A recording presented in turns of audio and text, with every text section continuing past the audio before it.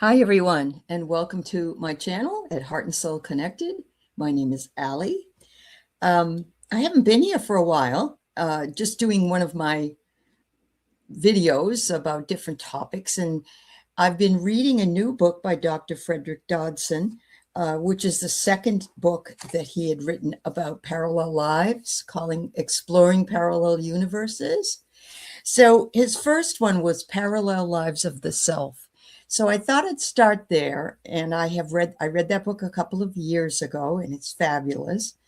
And as soon as I finish up with this book, then I'll come back and try to bring you up to date on some of the information in there. But I've always been fascinated by not only parallel universes, different dimensions, and time travel, that anything that I can find that gives me that fodder to read about is exciting to me. And I finally had some time this summer in order to do that after preparing a bunch of things for school. So here I am for about 20 minutes or so to tell you about parallel universes of the self. And again, it's inspired by Frederick Dodson, Dodson, his first book, Parallel Universes of the Self. And if you get a chance to read that one, you can start there. It's really a good book. So tonight, I want to explore this intriguing idea that we may not be limited to one fixed version of ourselves or one inevitable path in life. Frederick Dodson's Parallel Universe of Self presents reality as a whole field of possibilities. It reminds me of being 18 years old and getting ready to go to college, but I don't know where I'm going to go, and I don't know what I'm going to study, and I have to figure it out because I'm going to be spending a lot of money and such. But within this field, there are many different versions of our lives and many different versions of ourself that could be available to us depending on the choices that we make. This is a metaphysical model. It's not a scientific fact, so I'm going to say it right there. It's a metaphysical, beyond the physical, and it's one of those things where if it resonates with you, you may feel drawn to it. Whereas if it doesn't, then just move on to a topic that you really are interested in, because there's so much to know. And we have to have faith in our own discretion and our own discernment about what it is that we hear and what sounds like it works for us and what doesn't. So I, first of all, thank you so much for spending your time with me here. And I want to thank all the wonderful subscribers that I've had from the very beginning in November of 2020 up until today, and more subscribers signing on. And I also offer memberships if you are interested in memberships. So do check into that. We do also have several shows that are most of the time weekly here. And when I say we, I mean my guides, my angels, and myself, and some collaborators. So I hope that you will get a chance to see a live. And at any rate, please put comments in the section and they will be read. So that's important. So what version of myself am I choosing to become? And I have to say, it seems like we choose to become someone in every moment, because things happen, things change, they shift and grow, and with it, we shift and grow. So what we originally think when we start a journey is that, first of all, it's going to be a straight line, which it isn't. But also, we start our journey and we don't realize also that there might come a fork in the road that says we have to make a turn, and we weren't prepared to make that turn. So it's being open-minded. It's having growth mindset, which is a mindset that says I am open and willing to take a look at something that perhaps I may have been more fixed about, something that I've been sort of following my whole life, but maybe isn't working for me. So most of us have an imagined vision of this version and our other versions that we could have had. Coulda, woulda, shoulda, though, is something we don't want to go back into, because, yes, something might have changed, definitely, if you had gone the other way, if you'd gotten the other job, if you'd moved to another place, if you've gotten married or had a relationship. Or let's say you didn't do any of those things, you just stayed in one place. What if I had left sooner or stayed longer? And sometimes this is kind of fun, but sometimes it can be distressing, because if we spend our woulda, shoulda, coulda time all the time, we're wasting what it is very preciously now. And now is all we really truly have. We are in the now, at the now. We were in the now in the past, and we can be in the now in the future. And it is fluid, just so you recognize it's not this one straight path no matter what. So it's a possibility that we can live in those three different times and places as the eternal now. And it may be a hard concept to drill into, but it's pretty much true, because I can't tell you from the future what I'm going to say. I can only project perhaps something that I may believe in at that point. What if we trusted our intuition? Well, a lot of us would be in a better place. We often say, "Oh, I knew I should have trusted myself." What if I had not allowed fear to make a decision? And I think this is harder when we're younger. And I specifically think it's harder for people in some of the foreign countries, because their parental units, their parents, their grandparents, their aunts and uncles, they have a decided figure for these people, a decided future, a decided presence that they would like to see this person in, rather than being authentically their own decision. This has come down from cultural roots, and it's very hard to break the chain, but it can be done. I've seen it done. These questions suggest we already sense that there is an existence of unrealized possibilities. We can imagine the person we might have become if we had made different choices. Perhaps there's a version of you who followed a creative calling. Perhaps there's a version who established healthier boundaries. Perhaps there's a version that healed an old wound, spoke an unimportant truth, or finally recognized they have had their spiritual gifts all along. They just thought it would come in differently. The idea of parallel universes of the self asks us not to view these possibilities as lost opportunities. We can think of them as potential realities that continue to exist within the larger field of consciousness. And as many people would say, don't let your age hold you back from changing your life. You can do it at any time. We don't have to make a decision and stick to it our entire lives anymore, because the world is our oyster and we have other opportunities to grow and learn and choose, in effect. We may not be able to go back to the past and change a particular event, but we can begin choosing the qualities of self that would have emerged from a different path. So we can, however, go back in our meditation, in our minds, and we can attempt to see some of the things that we viewed as negative as being positive for the growth that we were invested in and we were on the path to at that time, instead of berating ourselves for making a decision that we had to make then. And it's haunting us now. Don't let that haunt you. Go in and face it and say, look, I can't go back, I know, but I can go back and look at it in a different way. And this is always available to you, always. We can ask now, though, what does the version of me that I am now, what are they ready to learn? Ooh. So I've spoken many times in classes and on shows. The curiosity is something that is very vital in this day, especially, to remain your whole life, to learn and grow in your whole life, but to make it a curiosity so it doesn't feel like it's a burden. Some people will say, well, I wanted to take a class, but I haven't been in school for so long and I don't know if I can do it. I don't know how to write. I don't know how to this. I don't know how to that. And so the self-sabotage comes in. But how about if you just say, I'm really curious about why Sufis spin when they are in ecstatic dance? Or why is it that we decided that we were going to put certain ingredients together in a casserole and it became so popular that everybody decided to eat it? So it doesn't have to be just religious. It doesn't have to be educational. It could be about cooking. It could be about new way of painting. It could be anything. And we've seen these things come through over time. Somebody might have said all of the patents that were ever made We're already in the patent office. And that's simply not true, because that was 1865 when that was said. So you can see fixed or limited self-growth, limited mindset can hold you back from something that really, really, really wants you. A dear friend is now out of work as a air traffic controller, and now he's a painter, and he loves it.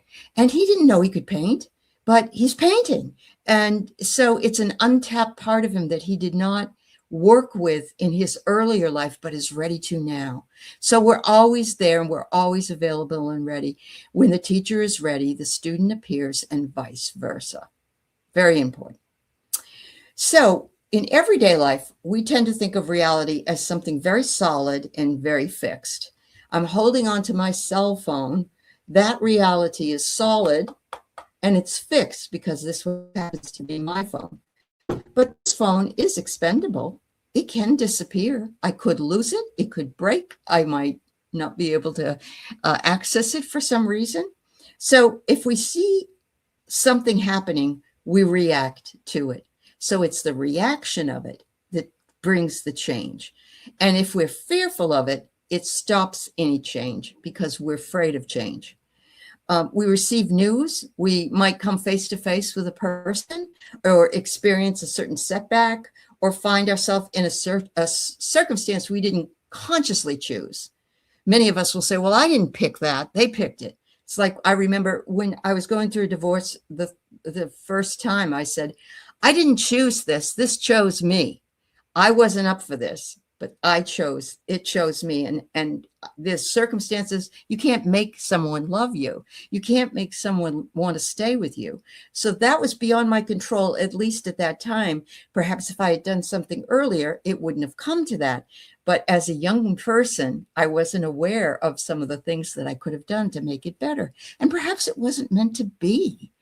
And I've stopped beating myself up about any of those errors a long time ago, but it's an explanation of why these things happen to us. So it can feel as though reality happens and we're just trying to keep up.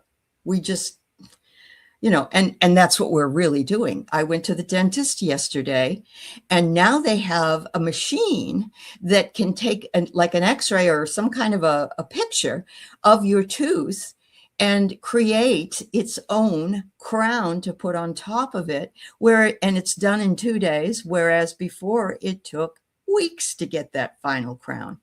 And so the exponential growth in dentistry is phenomenal. And that's just one area of exponential growth that we're seeing. So Dodson's framework reverses the relationship. He proposes that reality contains many possibilities, and our consciousness helps determine which ones we experience. What is it we're carrying in our minds? What are our beliefs? What is our consciousness level? What do we understand about our own life or our own consciousness or our own dimensional realities? And that makes sense because we were given the gift of free will. So I like that Dodson's theory comes along and sort of supports that idea as well. In this view, we're not creating every moment in our thoughts, however, nor should we blame ourselves for any bad moments like suffering or injustice. That would be unfair. We do not control everything that happens, but we do participate in determining what comes next. So if something happens to you that you didn't prepare yourself for, you didn't buy into, it still affects you. So you still have to make a conscious choice of where you're going to go from there. And this is where some of us get really bogged down. We get very depressed. We don't want to talk to anyone. We go through a sort of a death of a relationship or a job or a role, one of those things. We influence the directions of our lives through what it is we believe, what our expectations are, which are hard sometimes to put in that group because we shouldn't have a lot of expectations, but we do. We really still do. Emotional patterns, attention, decisions, and actions. These become the inner coordinates through which we navigate this larger field of possibility out there that exists for us. The moment contains a crossroad, even when we cannot see it. So one of the central ideas is that different realities correspond with different states of consciousness or different frequencies. We can see that people do vibrate at different frequencies, in that there are people who are aligned more with the earth-bound energies, or the bounds of ego, or the bounds of choosing, because they are either in Maslow's hierarchy of needs, meaning they need to just survive. They may not be able to thrive at that point. So we have different vibrational levels. When we're ill, we have a different vibrational level. When we are meditating, it changes. When we have beliefs that align with it. So we don't always know what level we're at the time. But we might think of it as an overall pattern of thoughts, emotions, and identity and behavior. For example, imagine someone who says, "Oh, nothing ever works out for me." Well, guess what? That's a mantra. You've just brought that up as an affirmation, because the universe doesn't understand that you're just either joking or you're just feeling sorry for yourself. And if you follow the Esther Hicks stuff, she always says, turn that into everything always works out for me. There is more than enough for all of us.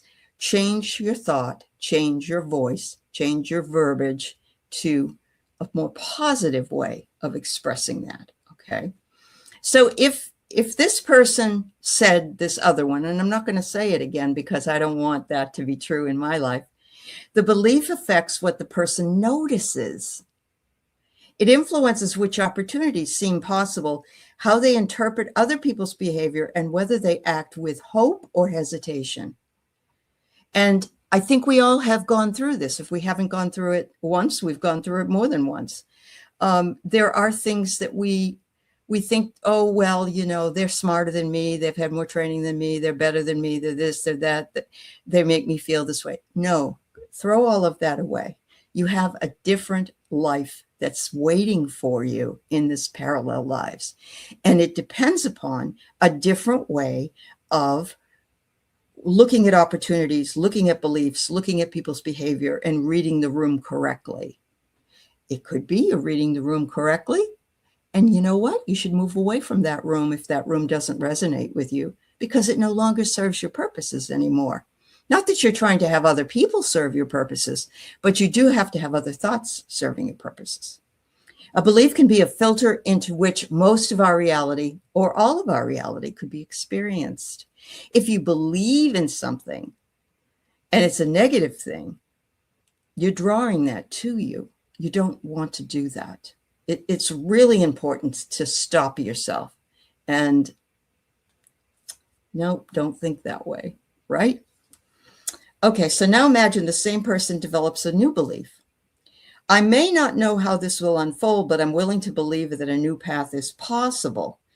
This doesn't really erase every difficulty, but it begins to change the relationship. I would rather that you say, I am willing to believe, or I believe that a new path is possible. You fake it till you make it. You may not totally believe that in your heart of hearts, but darn it, you're going to say it anyway because you want that to exist. And this is how you manifest in real time. You have to say it as though it already exists. Not out there, not in here, but within that realm. But in this case, you're going to see some more opportunities if you're saying that you believe a new path is there. You have a conversation that you probably have been avoiding because you're a little less worried about it. You may recognize one closed door is not the end of your journey. I think that's the hardest part for us to understand. The closing of the doors. We think they're closed forever. Nothing is ever permanent, except perhaps the two that we know about that I'm not going to mention, because we pay them and we move to another dimension in the other one. So you know what it is. The external world may not transform immediately. However, right now in real time, we're seeing manifestations do this very thing. So I just want to warn you.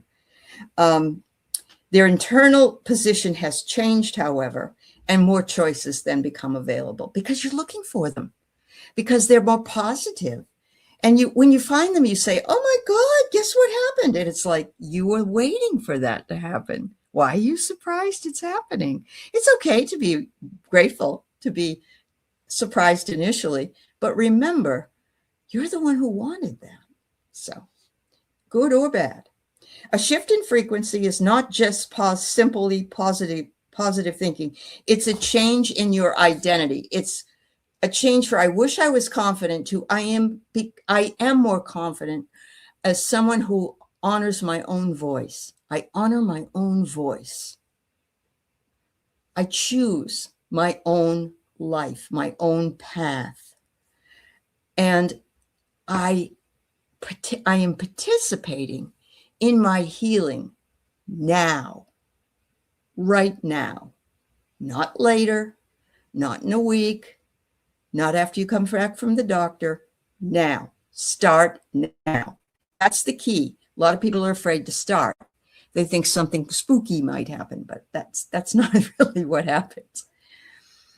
So our attention selects the reality that we experience, and every day, countless things compete for it. And you know that. The news competes. Conflict within the family or with a friend. Being fearful of something. The responsibilities we have. We got to cook, make dinner, clean the house, yada, yada, yada, right? Memories sometimes get in the way. And the memories can be tough to forget if you're sad about something. Because you may have a loss. You may have a loss of something that you're grieving from. And nobody needs to rush through that, really. We also hear predictions, and you listen to them. You listen to predictions. Other people's opinions, which we may or may not agree with, or like, or need, or want.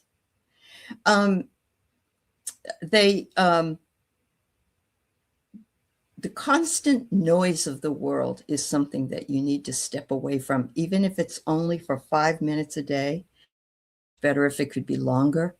But finding your sacred space, sitting in your sacred space without any noise, no music, no voices, no people in the background. If you can find that very thing, it's very soothing. It's the stillness through which things speak to you. And some of us only find that in the dream state, but that's still a good place to listen for it. What receives our repeated attention begins to shape our emotional and perceptual world. Things change, and we change what it is that we're feeling and doing. And this happened to me once I cleared out a bunch of stuff. I cleared out the clutter that was around me in physical form. And then I started to clear out the clutter that was in my head.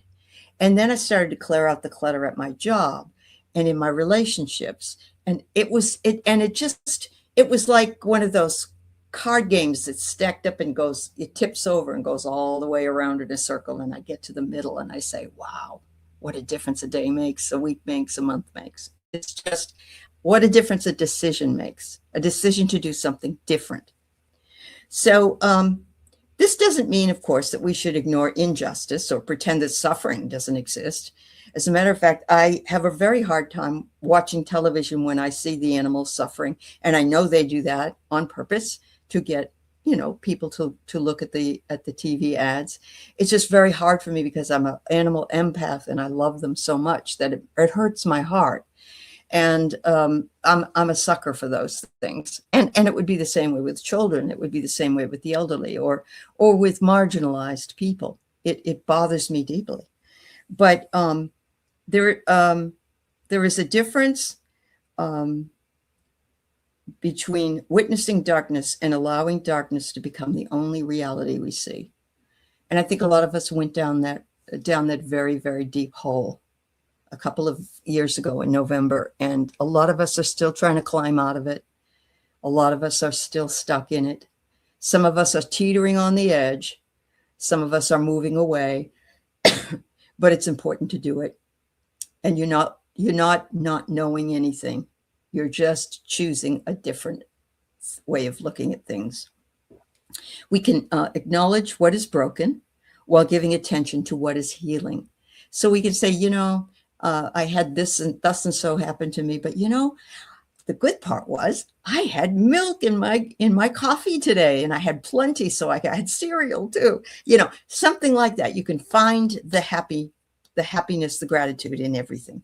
We can recognize cruelty while supporting the courage of those who are going through it. We can see deception while speaking the truth and continuing to honor the truth. We can grieve what's been lost while nurturing what still is trying to be born. There's always that exchange of death and life cycling. Where attention goes, energy and action follow. If we focus only on the reality we fear, we may begin to organize that life around fear, unfortunately. The parallel self-talk perspective invites us to say, what reality am I repeatedly rehearsing in my mind? What reality am I repeatedly rehearsing in my mind? What am I mentally practicing disappointment? Am I expecting rejection before it even occurs? A lot of people say, oh, it probably won't work out, Why? How do you know? Things change. Am I carrying an identity created by something that happened many years ago? This is where we're holding on to pain, childhood wounds, and so forth. It could also be a friend or somebody that was mean, or it could have been an accident where somebody unintentionally, yet it happened, hurt you in some way, or your car smashed into somebody else and you're hurting because you hurt them. It can be any number of those things. It could be a divorce that was so painful and so hard on the family that you carry that wound continuously without releasing it. It's time to put some medicine on that wound and heal it. Am I allowing my attention to form a relationship with a different possibility? Is the new question you should ask yourself. Am I allowing my attention to form a relationship with a different possibility? Because possibility is always a choice. There's one important distinction between choosing a new reality and denying the one that's present right now. If we're hurt, we don't have to pretend that we're not hurt. It's okay. That's important. You don't have to shut down for other people. If you're hurt, you hurt. Okay? Simultaneously, if we're grieving, we don't have to force ourselves into artificial happiness, and we don't have to force ourselves into that whether we're grieving or not. A lot of people, just be happy, happy, happy, happy. Well, that is impossible for some people. You got to start smaller in order for that to happen. If we're frightened, we don't have to feel ashamed because we haven't achieved a higher vibration, or that something is still frightening us, some kind of fear. When we feel that we are more spiritually aware, we all have fears. We just attempt to work through those fears in order to move to the other side. Every emotion contains information, every single one. Spiritual growth does not require us to abandon our humanity. It asks us to listen to our emotions without allowing every emotion to become our permanent identity, because we got some other lives in there that could be led. It's time to shift up, if that's your reality, on your own time frame, in your own way, with your own words. Try to make them as positive as possible and as now as possible. We can say, even though I'm experiencing fear, fear isn't everything I am when we're going through this. Grief is not the end of my story. Something new comes in to fill the space and formulate a new reality for myself. We honor the current self while making room for our emerging self. So you can see that we do have parallels right built in there. I'd like you to try a brief reflection. If it feels comfortable, close your eyes or soften your gaze and take a slow, deep breath. 3 times in, nose, out, mouth. In, nose, out, mouth. In, nose, out, mouth. There. Settle right in there. Imagine that somewhere in the field of possibilities, a version of you has already moved through that challenge that you feel you're facing. You're not perfect. You've not escaped every human difficulty, but you've developed wisdom, courage, clarity, and peace that you really need. You need it in this very moment. Allow that to fill you. Again, wisdom comes in, clarity, courage, and finally, peace. See a version of yourself standing in front of you, and how do you look? How do you carry yourself? Are you standing up straight? Is your head up? Are you smiling? What's different about the energy that you feel if you'd looked in the mirror earlier today? What have you stopped apologizing for, or they have stopped apologizing for? What do you understand about your present situation? Now ask yourself, in this future or parallel life, what do I need to release? What is it I still need to release? Guides come in and help me find what it is I need to release. And just simply give me a word or give me a feeling. Maybe it's in my body. Maybe it's not in my mind. Maybe it's a feeling. What do I need to remember? What am I forgetting all the time? And what is one step I can take now? That's all you're being asked to do. The hardest part is the first step. And the Chinese say, a journey of 1,000 miles begins with the first step. So that's what you're taking if you decide to do this today. Allow the answers to arise gently. Don't force them. Perhaps you receive a word or an image, a feeling, or a sense of knowing. Sit with that for a minute or so.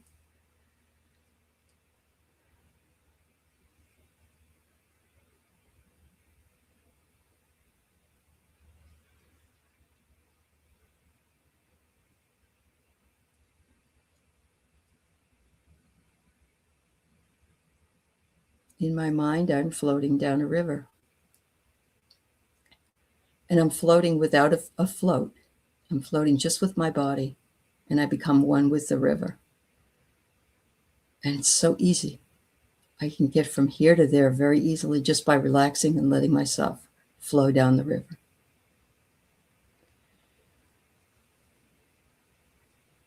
When you're ready, take another deep breath and imagine your wiser self placing a hand on your heart and saying, I'm not separate from you.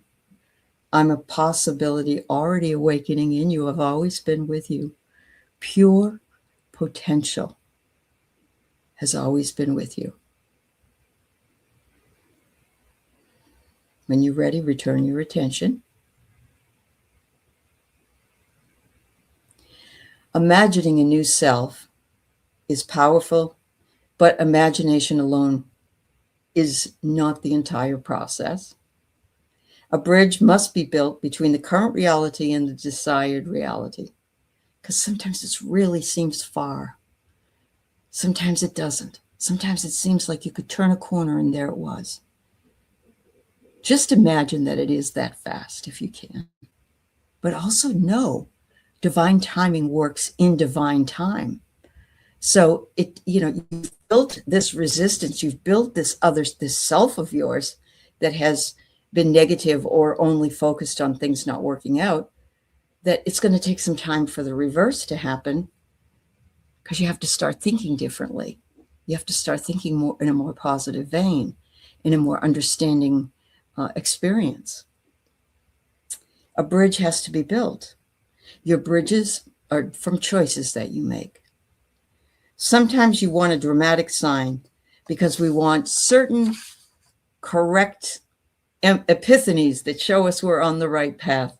But transformation is usually a lot quieter than that. It doesn't go boink. It can, but not always. A new reality may begin when we make one phone call, send one email, or say no as a full sentence. We may begin when we return to spiritual practice we've abandoned.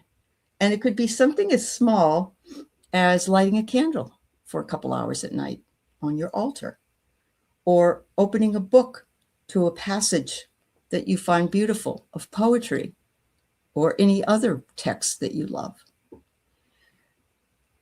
It may begin when we allow ourselves to be seen. A lot of us move into the background. A lot of us are hermits. There's nothing wrong with being a hermit. The only person who needs to see you is you. You have to see how you have been. You have to see the changes that you want to make.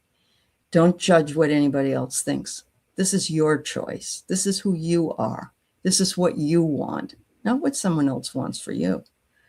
It may begin when we stop asking people who cannot recognize our worth to confirm it for us. Did you notice anything different about me? Usually my husband will say, did you get your hair cut?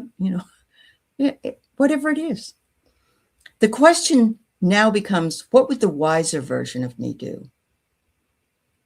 Not 5 years from now, not when everything's settled down, not when everybody agrees with it. What would you do next? If the parallel self is peaceful, perhaps the next step is not making a rush decision. Maybe you don't know yet. But now you've got it in making the decisions. You've brought it from, nothing ever works out, to everything always works out. But now you've got decisions on how you want that to come through. If the self is that courageous, perhaps the next step is speaking honestly. And it can be to yourself. It can be in a journal.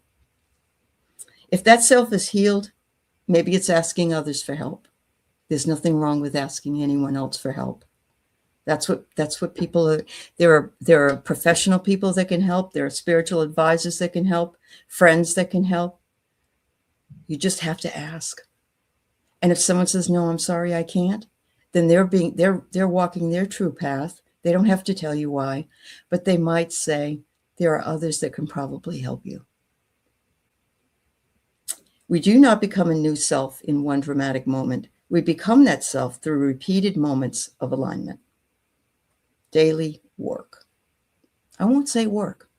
Daily peace. How about that? Because work implies pushing and making things happen. We don't have to do that. We need to flow.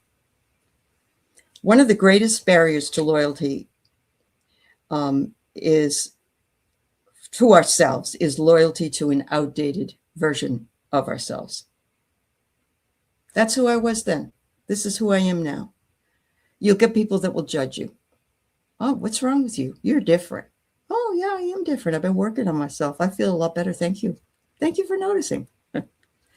We may continue to carry identities like the person who was abandoned, the one who has to rescue other people, the one who never has enough, the one whose gifts are not taken seriously, the one who has to struggle. These identities have developed for understandable reasons. At one time, they may have even helped us survive. But an identity that once protected us can eventually imprison us, where we're finding that people are still coming to us to solve all their problems, or that things happen that I have to struggle more, and that shows that I'm a warrior. Nobody needs that. Nobody needs that. We can appreciate the self who survived the releasing the belief that survival is the only reality. We can. We might say, thank you for bringing me this far in life.